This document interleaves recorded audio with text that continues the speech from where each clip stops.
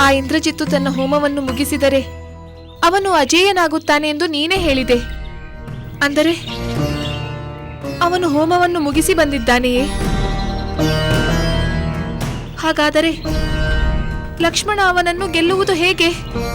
ಚಿಂತಿಸಬೇಡ ಸೀತೆ, ಆತಂಕ ಪಡುವುದು ಬೇಡ. ಇಂದ್ರಜಿತುವಿನ ಹೋಮ ಇನ್ನೂ ಪೂರ್ಣವಾಗಿಲ್ಲ. ಅವನು ನಿಕುಂಬಿಲ ವನದಿಂದ ಇನ್ನೂ ಹೊರಗೆ ಬಂದಿಲ್ಲ.